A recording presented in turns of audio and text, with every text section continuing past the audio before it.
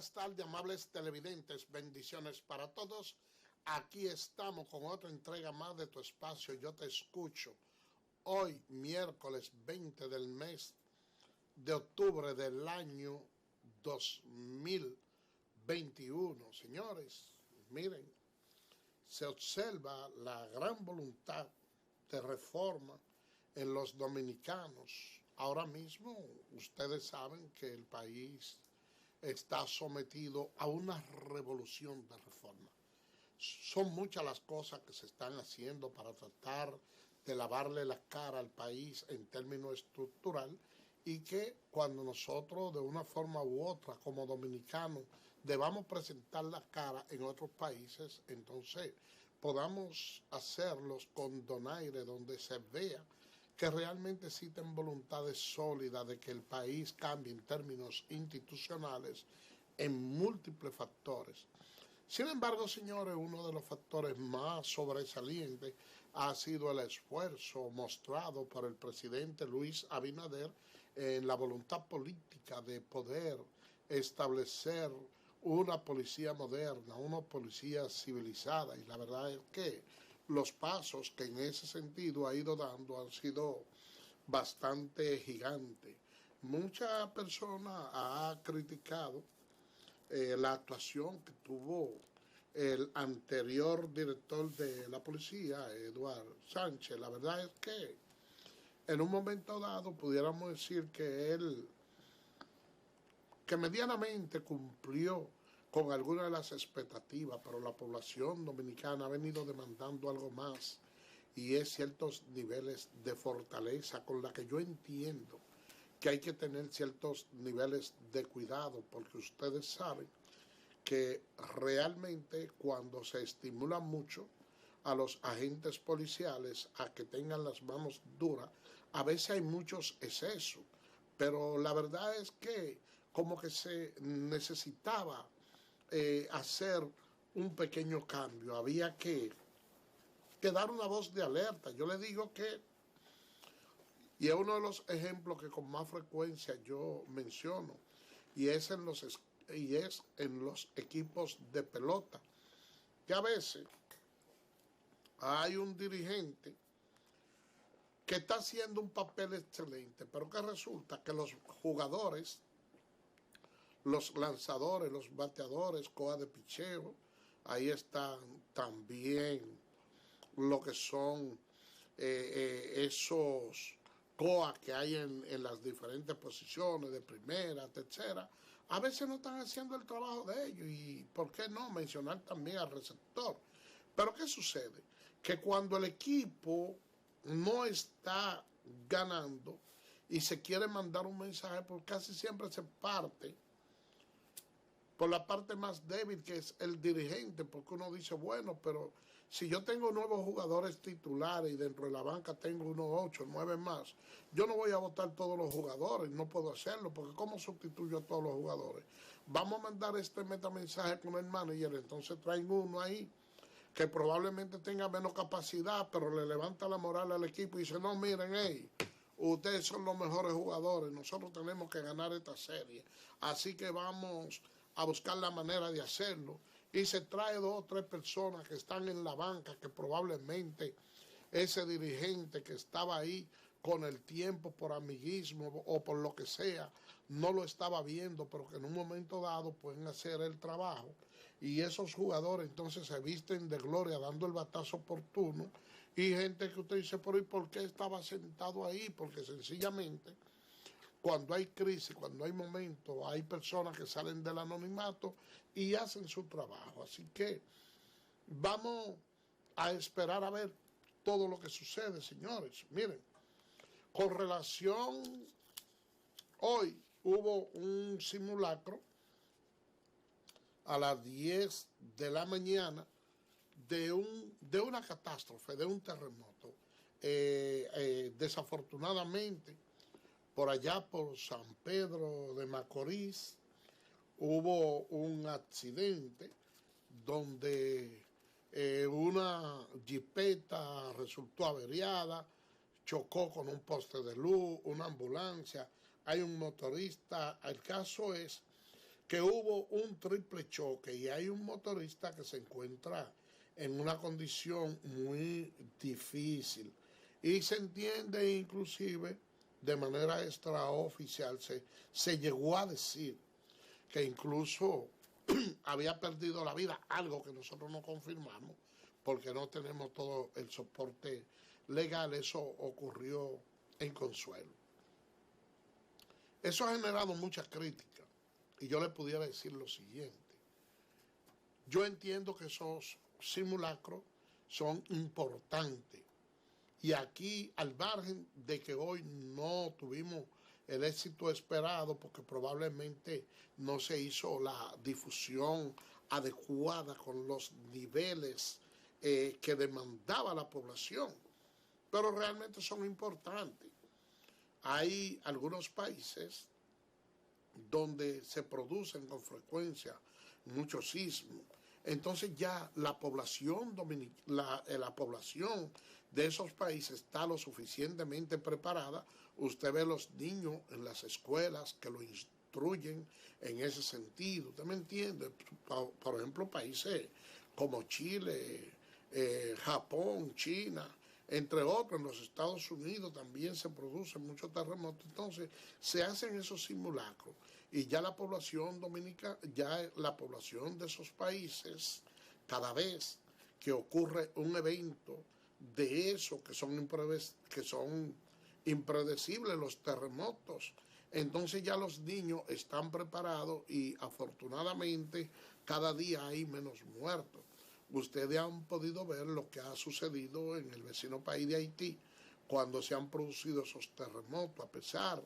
de que las viviendas allá son construidas de manera rudimentaria, con materiales malos, y pudiéramos decir que hasta con poca varilla, que eso de por sí constituye un desastre natural, pero tampoco la población tiene la suficiente expertise para cuando se producen eventos de esa naturaleza, poder sofocarlo a tiempo y darle el tratamiento que en términos inmediatos demanda la acción. Mire, las imágenes que nosotros pudimos ver de los terremotos que se han efectuado en Haití han sido bastante difíciles. Han sido tan rudimentarias que nosotros llegamos a ver, miren, en el primer terremoto, algo que uno hasta lamenta tener que decir, personas que le fueron imputadas piernas con machete, con cuchillo y sacado a como de lugar. Miren, señores, eso es algo terrible. Entonces yo pienso que nosotros no debemos de caer en un estado de frustración por ese lamentable accidente que ocurrió en San Pedro, allá en Consuelo, lo cual lamentamos mucho, pero hay que saber que como son impredecibles los terremotos, hay que continuar con esto.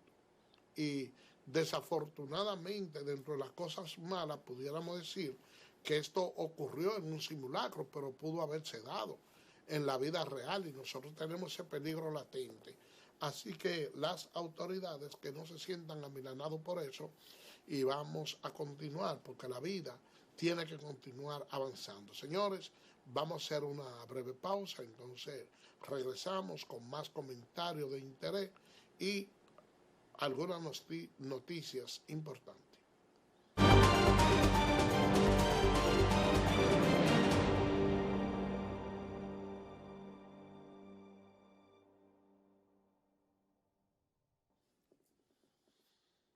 Bien, señores, gracias por continuar con nosotros. Miren, hoy se conmemoran 60 años de la llegada del profesor Juan Bosch del exilio. Él vino procedente de Cuba, cargado con muchas ideas renovadoras, tendentes a transformar lo que era la actividad política que se estaba viviendo en el país. La población dominicana estaba pidiéndole a grito que Rafael Leónidas Trujillo se fuera del país, y la verdad es que el profesor Juan Bosch ha sido uno de los políticos más preclaros que ha tenido la historia de la República Dominicana. En ese momento, con su llegada, se fundó el Partido Revolucionario Dominicano, el PRD, el cual ha sido una institución que ha encabezado grandes luchas en el país y que realmente ha tenido mucho que ver con las transformaciones sociales de nuestro país. Es una lástima que en este momento un partido que se ha vestido siempre de tanta gloria esté en la mano que está del señor Miguel Vargas Maldonado, que sin lugar a duda lo que fue el profesor Juan Bosch, lo que fue el profesor, el doctor José Francisco Peña Gómez, entre otros líderes que históricamente ha tenido el Partido Revolucionario Dominicano, después de toda esa persona caer en manos de Miguel Vargas, es algo completamente funesto. Una persona que no cree en la institucionalidad, simplemente cree en que ese partido debe ser un instrumento de él para negociar y sobre todo para poder cubrir parte de sus apetencias económicas. No voy a decir ni siquiera política, porque ese señor nunca se ha perfilado por ser un político destacado. Y déjenme decirle que a pesar de que en una ocasión jugó un papel muy importante, porque la verdad histórica hay que decirla, porque ese partido cayó en una ocasión en unos niveles de descrédito que la figura de él le endosó mucha popularidad y en un determinado momento tenía su importancia. Ciertamente también pudiéramos decir que en términos económicos quizás pudo haber tenido ciertos niveles de sacrificio, pero la verdad es que ha visto ese partido como una verdadera empresa y lo único que ha procurado es agregarle más dinero a lo mucho que él tiene. Y es lamentable que de uno, recordando un día como hoy, tenga que hacer mención de una figura tan ilustre como el profesor Juan Bosch y tenga que terminar hablando de otra persona que para mí está en el zafacón de la historia como Miguel Vargas Maldonado. De todas maneras, señores, de ese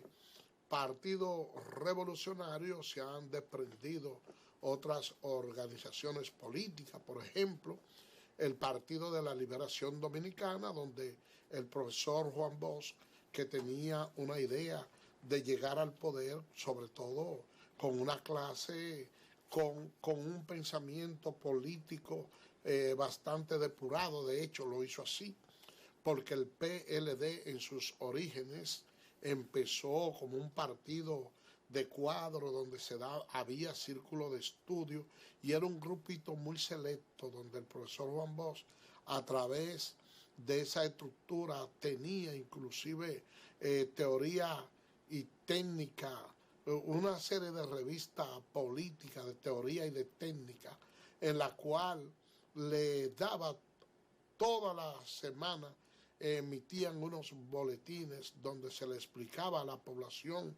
cómo debían de ser los políticos, cómo se debía de manejar la economía, cómo se construía una clase política. Y la verdad es que el profesor Juan Bosch, que fue presidente y ha sido una de las figuras más pulcras, fue el creador de ese partido, y uno pudiera decir que la manzana cayeron muy lejos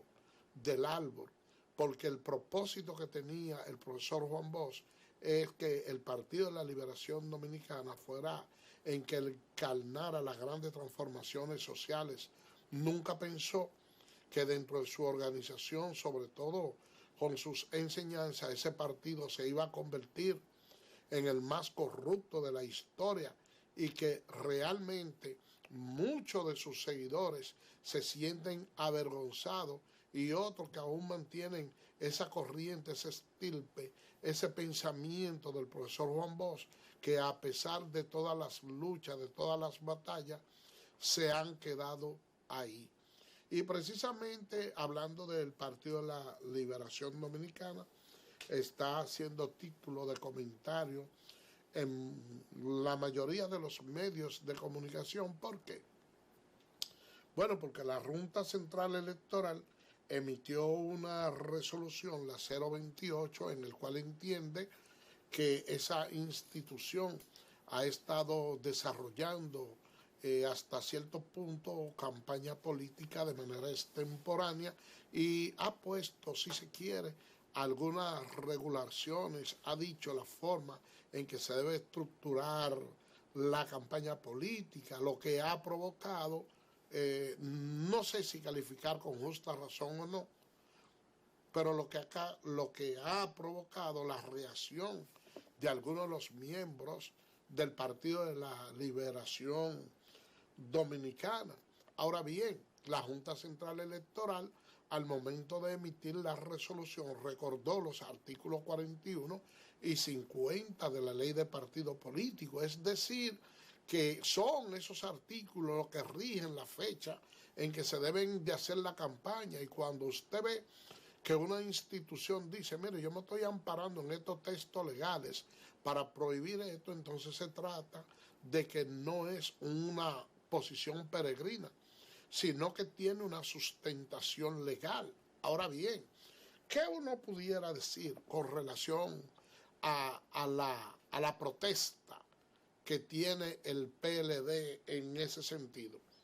Que al margen de que uno pudiera ver lo que es en contra de la ley, le ha tocado la circunstancia histórica en que tiene un mayor perjuicio que los demás partidos. ¿Por qué? Bueno, como ustedes saben, el presidente Luis Abinader ganó la presidencia en las últimas elecciones. Eso ha permitido que su accionar dentro de la política todavía lo mantengan en una luna de miel con el pueblo, que se siente satisfecho por muchas medidas populares que ha venido tomando, sobre todo aquellas que tienen que ver con el combate a la corrupción, que dicho sea de paso ha mantenido arrinconado al Partido de la Liberación Dominicana al extremo que el presidente Danilo Medina tiene la mayoría de su entorno, entiéndase, familiares, cuñados, su guardaespaldas, así como un grupo de personas muy cercanos a su anillo, que están detenidos, otros sometidos y perseguidos por actos de corrupción. Hay una noticia que no ha tenido mucha trascendencia, pero que nosotros sí nos enteramos, y es que en la semana pasada, el señor Gonzalo Castillo fue interrogado. Esa noticia no ha tenido mucha trascendencia, pero que sí ya él fue interrogado en una ocasión. Entonces, ¿qué es lo que resulta? Que cuando un presidente gana una elección y tiene los niveles de popularidad que tiene el presidente Luis Abinader, entonces se entiende que es la figura idónea, que es el candidato del partido de gobierno.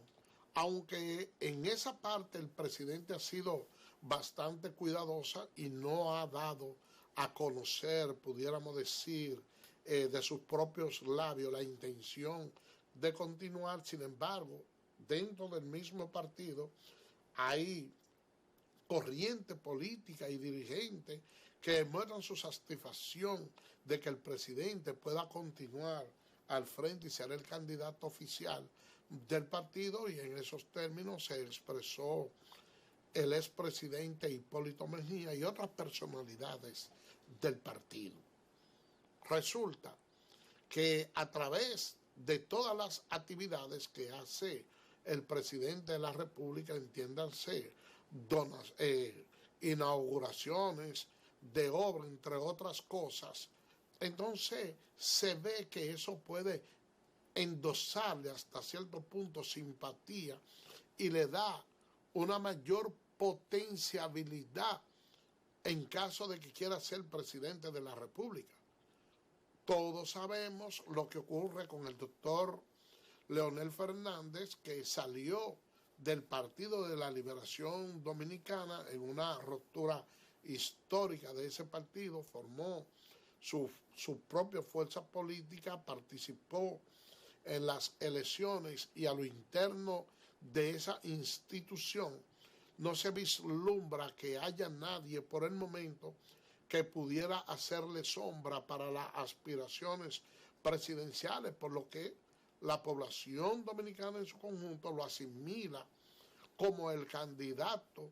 de dicha institución. Entonces, ¿qué queda como fuerza política activa? Bueno, el PLD, que ha mostrado la importancia que tiene como partido político, porque ocupó la segunda posición con un 37, con unos 37.47, algo por ahí, entonces, que es una cantidad de votos bastante considerable, con un candidato que en su momento no contaba con los niveles de popularidad que se entendió que en un momento dado pudo haber generado, pero de todas maneras hay que ver a Gonzalo Castillo, aunque dijo que no tiene aspiraciones presidenciales ya, pero hay que verlo como uno de los colosos de la política dominicana, a juzgar por la puntuación, porque más o menos por ahí anduvo la de Luis Abinader un poquito más alta, pero en otro certamen entonces él ganó las elecciones ganó la presidencia de la República. En este caso, pudiéramos decir que el Partido de la Liberación Dominicana se encontraba prácticamente acéfala. Nosotros sabemos que de parte de la Fuerza del Pueblo había un drenaje bastante grande en contra del PLD y algún movimiento tenía que realizar esa institución a los fines de poder seguir manteniendo cierta preferencia dentro del electorado dominicano, y ustedes han podido ver que después que iniciaron presentando la candidatura de algunos de esos miembros del partido, como que la hemorragia que había de personas juramentándose en otros lados, como que se ha detenido un poco. Al extremo que aunque taxativamente ellos no han dicho, mira, yo tengo aspiraciones a la presidencia de la República, con excepción de la doctora Margarita Cedeño, ya hay unos 4 candidatos, entre ellos está Domínguez Brito, está Abel Martínez, la Margarita Cedeño de Fernández, Carlos Amarante Baré. Hay otra joven que quiero pedirle perdón, que no recuerdo bien el nombre de ella, del PLD, pero que también tiene sus aspiraciones políticas. Vamos a decir que el 40%, porque hasta el momento hay 3 hombres y 2 damas, creo que Yudelka, no me acuerdo bien el nombre, hay 3 hombres y 2 damas que equivale al 40%. Entonces, yo sé que también está Abel Martínez, que no lo había mencionado, que es un candidato de mucha fortaleza, no sé por qué ese olvido si se trata de una de las figuras principales en cuanto a lo que se refiere a la preferencia de ese síndico de Santiago, ¿cómo no? Entonces, señores, miren, hasta el momento son esos 6 candidatos. Pudiéramos decir que hay un 33% de la representación femenina, un 66% de los hombres, al margen de lo que se puedan agregar. Entonces, ese partido ha dicho, no, nosotros no podemos mantenernos aislados. Y a lo interno ha venido haciendo una serie de movimientos. De hecho, tenían una gran concentración para el día 30 de este mes, que escuché del labio de Domínguez Brito, de que por mediación a la resolución que había emitido la Junta Central Electoral y haciendo acopio de un principio prudencial, ellos iban a mover unos 15 días más las actividades que tenían plasmadas para que se efectuara el día 30. Y esa parte, por lo menos, esa prudencia yo la felicito, porque cuando se trata de que hay una institución como la Junta Central Electoral que emite un decreto, cuando una institución política lo desconoce, entonces se ve como un desafío, y es algo que realmente no creo que le vaya a sumar al PLD. Yo creo como que le hace más bien, tomando la prudencia que hasta el momento ellos han hecho, de por lo menos paralizar esa actividad. Con relación a la resolución de la Junta Central Electoral que habla de que la campaña, hay un periodo de pre-campaña, pero que realmente la campaña abierta había comenzado el primer domingo de julio del año 2023, yo tengo mis reservas. ¿Por qué yo le digo que tengo mis reservas? Porque hay figuras políticas que probablemente no necesitan tener mucho tiempo para su promoción, a pesar de que ahora tenemos las redes sociales de donde usted puede ir construyendo un perfil con una serie de actuaciones que también ayudan, porque las redes sociales ahora ocupan un lugar bastante preponderante, pero hay algunos estudios que han realizado expertos en propaganda política que establecen que el periodo de cocción, de maduración, de preparación para un candidato mínimo debe ser de 1 o 2 años. Y dentro de esa corriente se inscriben 3 de los propulsores de la propaganda política, que a mi juicio han sido de las personas que mayor aporte han hecho y por lo tanto son considerados padres de la propaganda política. Entre ellos está Albert Ney y Bilibili y Vitaliano Rubigati. Ellos establecen los métodos que deben de emplearse durante un periodo de 2 años, cómo el candidato debe ir con los mano a mano, paso por paso, para poder realmente insertarse dentro de la sociedad. Y si usted se pone a mirar el periodo puesto por la Junta Central Electoral, incluso contravierte esos principios. De todas maneras, señores, el PLD entendía que debía de dar un golpe de efecto y así lo ha hecho. Ha presentado, tiene hasta el momento esos candidatos y eso obliga en cierto modo también, cuando hay instituciones sólidas, a que los gobiernos tengan una mayor concentración y puedan realizar una mayor gestión. Yo siempre he creído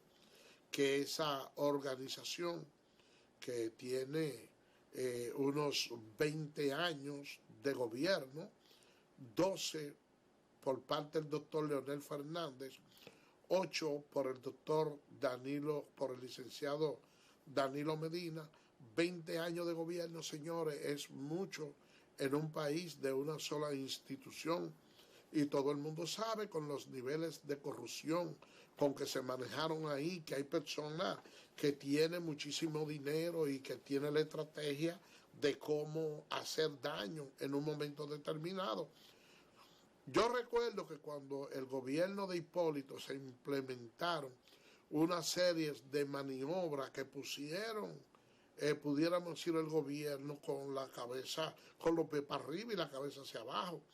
Entre eso estaba la acumulación y el alza del dólar, de los precios de los combustibles, que aunque se estableció que era una ley, pero había muchas restricciones. Y tanto es así que inmediatamente el expresidente Hipólito Mejía perdió la presidencia, antes de entregar, durante la toma de posesión, el dólar rebajó casi la mitad del incremento que había tenido. Vamos a ver, porque nosotros veíamos que dentro de esa institución había un silencio sepulcral, sobre todo del expresidente Danilo Medina, que sin lugar a dudas es la figura de mayor trascendencia dentro de ese partido, pero con el triunfo que tuvo el profesor Hidalgo ahí en la ADP, bueno, pues eso como que ha motivado al presidente Medina y ha salido a la calle y se está promoviendo y ha salido a buscar juramentaciones de algunos de los miembros del partido, exclamó una frase, que él no estaba muerto, que él estaba de parranda, y la verdad es que yo entiendo que eso no le luce, sobre todo por todos los actos de corrupción que le salpican a su alrededor, incluyendo los familiares, y por qué no decir, en lo que él en modo personal pudiera abrirse con una apertura de una fase 2 del proceso de Odebrecht. Pero la verdad es esa, que esa institución se ha tirado a la calle en estos momentos y la verdad es que aunque no existe la calidad moral, siempre hay que tener cuidado, sobre todo cuando hay tantos recursos y tanta experiencia acumulada en los gobiernos. Vamos a hacer una pausa y regresamos en breve.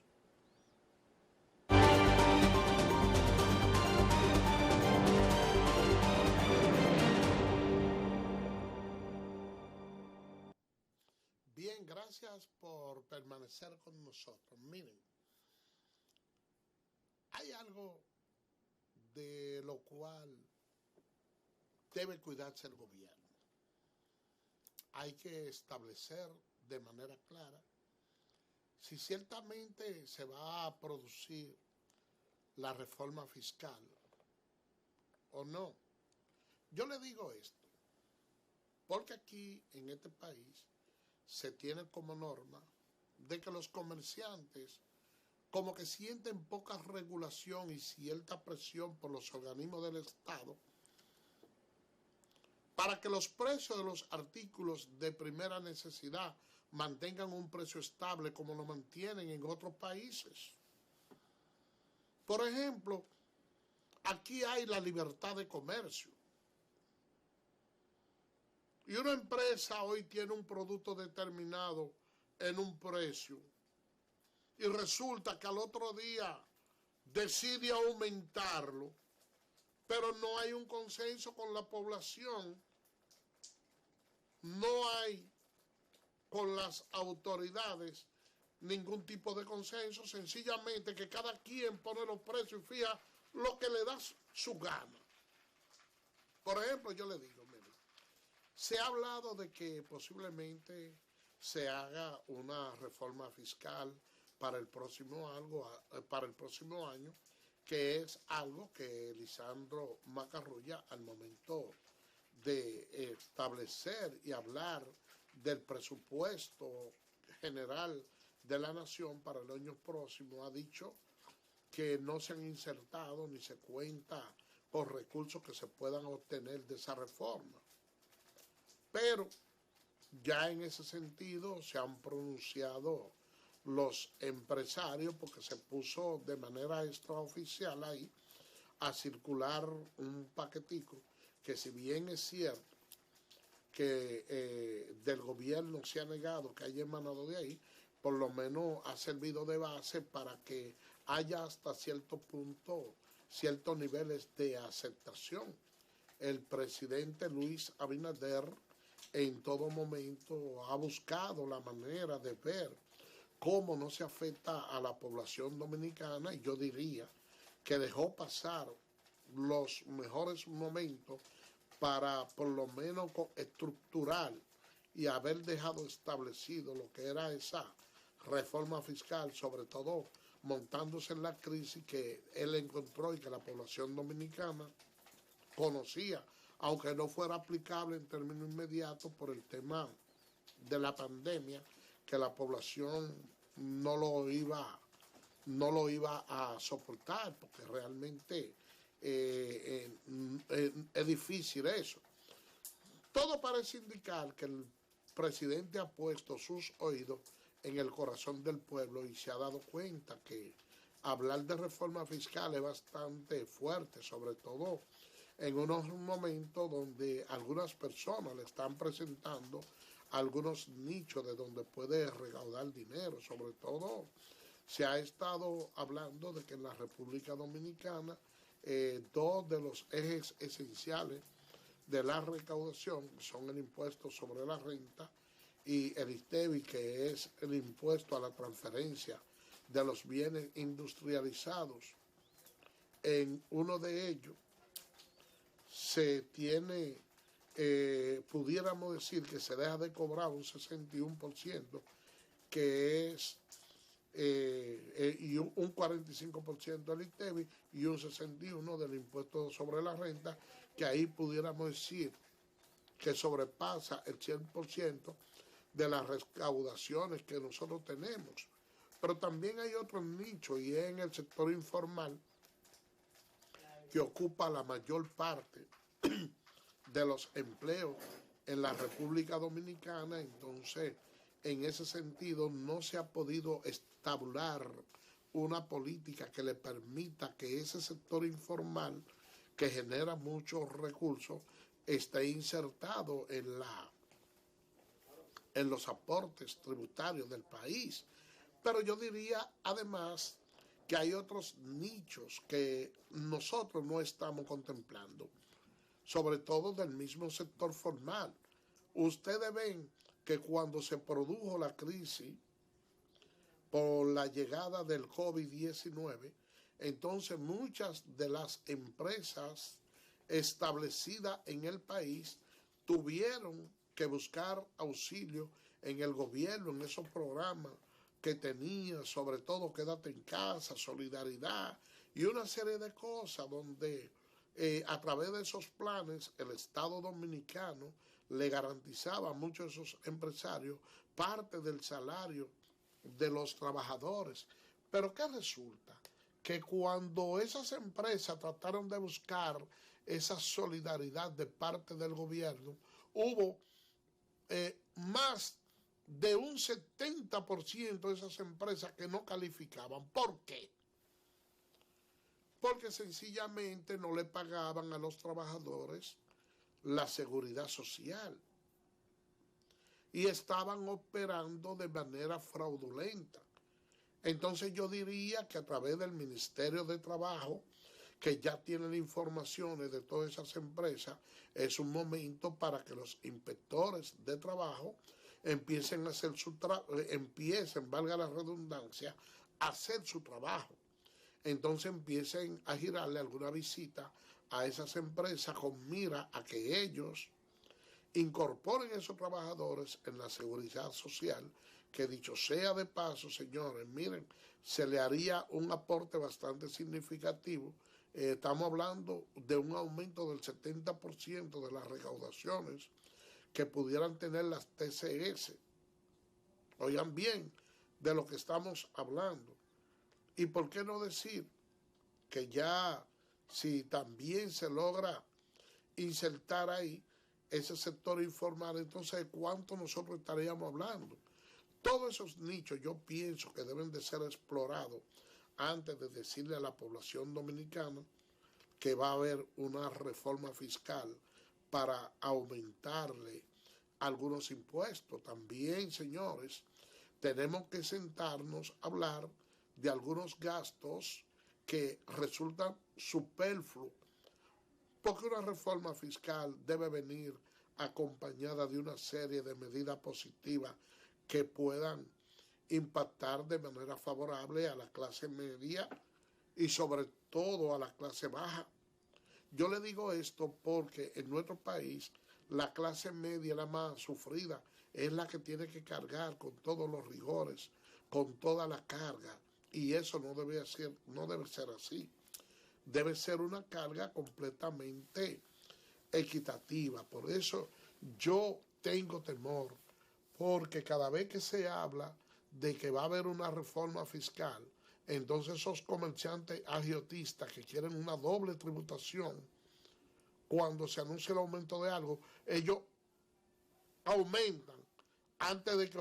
de que oficialmente se produzca el aumento esperado. Entonces, cuando llegue el otro, ya ellos tienen dos aumentos en perjuicio de la población, y eso es lo que casi siempre ha ocurrido en la República Dominicana, que se cometen esos abusos y realmente nosotros no tenemos quien nos defienda. Por otra parte, señores, miren, yo les decía aquí que veía con muy buenos ojos el aumento que le había hecho el presidente de la República a los miembros de la Policía Nacional. Con ese aumento yo diría que el presidente ha cumplido con la promesa de campaña que había hecho de que le iba a aumentar un mínimo de $500 a la policía, y la verdad es que ciertamente eso ayuda notablemente para que en ese cuerpo del orden se puedan disciplinar algunos de sus agentes, porque como se trata de una cantidad que hasta cierto punto es muy significativa, yo sé que muchos preferirán estar en su institución y no estar trabajando por ahí con un salario de unos 17 o 18 mil pesos, que algunos de ellos devengaban fuera de los servicios, pero que también no van a sentir el temor de ser separados de la institución. Pero hay algo, y es que la costumbre hace ley. Y en la mayoría de los gobiernos, yo pudiera decir casi que en todo, cada vez que se realiza un aumento de salario a la Policía Nacional, casi siempre se hace de manera conjunta con los miembros de las Fuerzas Armadas. Ustedes saben, señores, que eso no es un secreto para nadie, de que dentro de esas instituciones siempre hay como ciertos niveles de tiranía, y los guardias y la policía no se gustan. Entonces, cuando se le hace un aumento única y exclusivamente a la policía, entonces los guardias se ponen celosos. Ellos son los que tienen bajo sus hombros la responsabilidad de la seguridad nacional del país, y que en ocasiones, señores, se hace necesario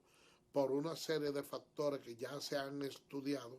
de que se debe conformar patrulla mixta. ¿Y qué resulta? Que cuando se realiza una patrulla mixta, si hay de las 4 instituciones, por ejemplo, 4 tenientes, hay una orden, hay un orden para regir, porque la verdad es que dentro de la milicia la antigüedad vale rango. Si son 4 primeros tenientes que hay, si hay uno del ejército que fue el primer cuerpo armado que se creó, entonces la comanda es del ejército. En segundo lugar, entonces estaría el de la Marina de Guerra, que fue el segundo cuerpo. En tercer lugar, las Fuerzas Aéreas, y finalmente el miembro de la policía. Ese es el orden en que se debe de regir,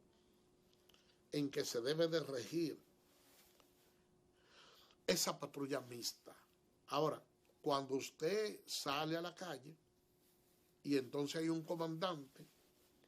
que tiene un salario que es equivalente al 50% del que tiene el subalterno, la situación ahí como que no camina bien. Por eso es que ustedes ven que muchos de los miembros de los cuerpos armados prefieren pasar a la Policía Nacional a pesar de su gran diferencia. Y si por casualidad a mí me preguntara Edward Jacobo Ten, me preguntara el general Ten, si me preguntara a mí, Jacobo Ten, de dónde más o menos